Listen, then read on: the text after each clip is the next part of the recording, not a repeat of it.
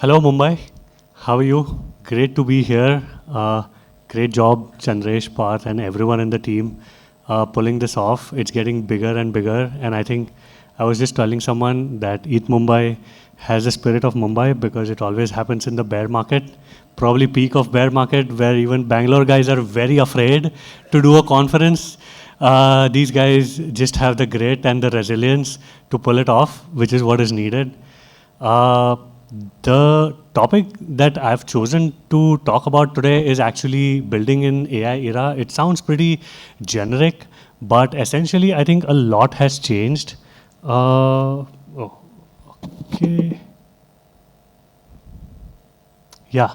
So I think the everyone keeps talking about AI changing everything. AI has changed everything for sure, but how we don't know. We'll talk about that. Uh, One thing it hasn't changed is fundamentals. You still require a founder. You still require the grit. You still require a large market. Maybe less money than it was needed earlier. How does it change? Today is the time to look at that. I Yeah. Okay. So this is actually all there is.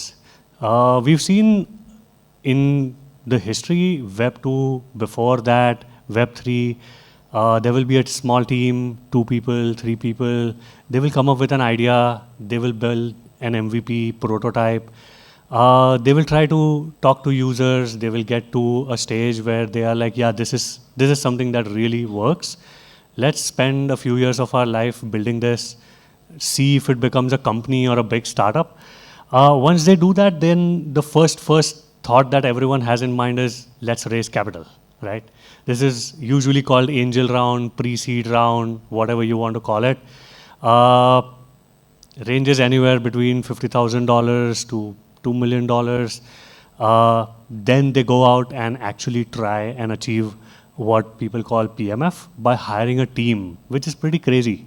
Like this used to take from idea to PMF generally at least few months, maybe 6 months to couple of years.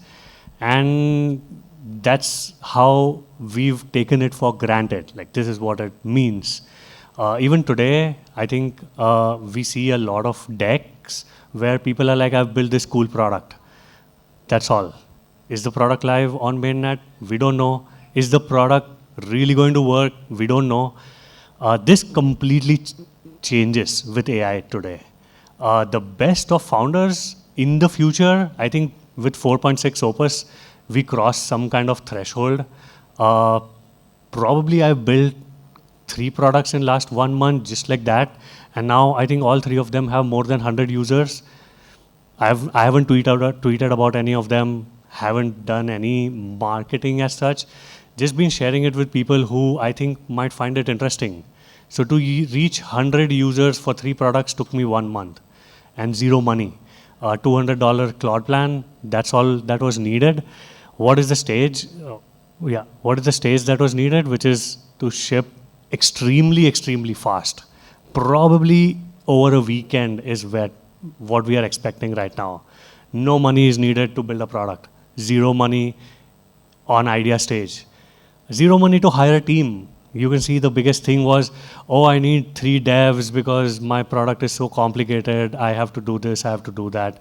The only money probably that is legit today is for audits. If you're building something that's going to handle a ton of money, that's also needed. But there are private launches these days. Without audits, people are launching smart contracts on mainnet only for 10 users. By informing them that this is an unaudited product, it's up to you. If it is innovative enough, if it is interesting enough, try it out with $50. And there are enough people who are willing to try out unaudited products for $50. So every reason to raise money is basically just going away. Give those $200 to Anthropic and we are sorted. What becomes very important now is actually PMF. People used to call it PMF and it had a lot of vague aura around it. Let's boil it down and call it retention, right? So the 100 users that I have for my products, do they come back on a weekly basis? Do they come back on a daily basis? If they do, then That's insane. That means there's a small group of engaged users who actually care so much for the product that I know there is some value to this. This takes less than weeks, frankly speaking. This is where I would say Paul Graham's mantra of doing things that don't scale come into picture. You go manually and you sign up 100 people. I would say ambitious founders today in this hackathon could whip up a product in one afternoon, have an MVP, deploy it on Vercel, on some chains mainnet, and then spend next 2 days going to each one of these people and sign up 100 users. By Sunday, you know whether your product is working or not. If it is not working, just leave it. If it is something that has some signs of retention, go ahead and build it. Then you go and raise. Imagine, in one weekend, you've got 100 users. Maybe you listen to them, you fill them in a Telegram group and start talking to them. In 2 weeks, 3 weeks, 4 weeks, you will know whether these 100 people are coming back or not. If they are coming back, and then you go to the investors or angel investors or accelerators or wherever, they are way more likely to fund you, and your chances of success just go up by a lot. So this entire thing has changed completely. I think this is going to be the focus. The money is only for distribution. I don't think, this is very early for me to say. Probably most VCs haven't said this, but in 6 months, I don't think any VC is going to invest on a product and a team. They are going to give you money only when you know exactly what your customer acquisition cost is and how much are customers paying for it. If customers are not paying for your product, then it's going to be very, very hard to raise money. So if you see, everything remains the same here. You still need a wedge. You still need a loop that customers need to go through or users need to go through. And then you need to go conquer that market. So fundamentals absolutely remain the same. The sequence has completely changed. And that's actually good because gritty founders earlier could not do everything by themselves. Today, if you are a really gritty founder, you can just do most of the things by yourself, and that's a beautiful thing for a lot of people.